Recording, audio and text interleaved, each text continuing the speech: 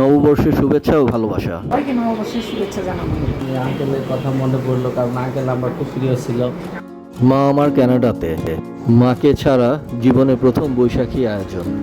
আম্মা, তোমাকে অনেক মিস করছি। কিছু শূন্যতা মাঝে আমার বৈশাখী উৎসবে আমার সঙ্গী যারা ছিলেন তাদের প্রতি আমি কৃতজ্ঞ। ধন্যবাদ জানাই লিলি খালা, আমার ভাই গাজী, আমার বড় ফুপু দেলোয়ার, মিলন আঙ্কেল এবং আপেলকে। আরও ধন্যবাদ আফরিদ, আরিয়ান, মাওলা ও নান্নুকে। নতুন বছর বয়ে আনুক আমাদের সবার জীবনে অনাবিল আনন্দ। তো বলতে চাইলে আঙ্কেল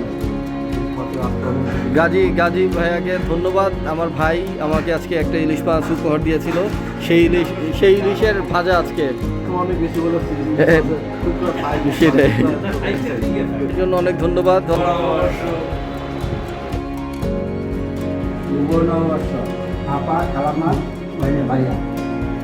ধন্যবাদ। শুভ নববর্ষ। শুভ নববর্ষ। আপেল সবাইকে আজকে পয়লা বৈশাখের শুভেচ্ছা জানাচ্ছি এবং শুভ নববর্ষ উপলক্ষে আন্টিকে শুভেচ্ছা জানাই এবং কামরুল ভাই তার সন্তান দুজনকে এবং আপাকে আমার নববর্ষ থেকে শুভেচ্ছা জানাই।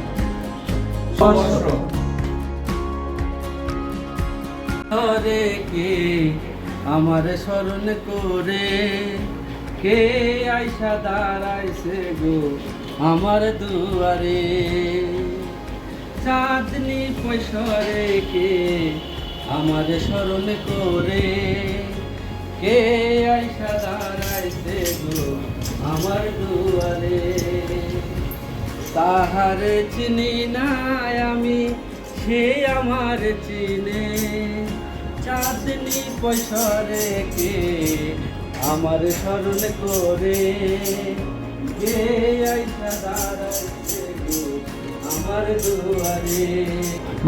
বাহিরে চাঁদের আলো ঘর অন্ধকার, খুলিয়া দিয়াছি ঘরের সকল দুয়ার। বাহিরে চাঁদের এটা তালি দাও।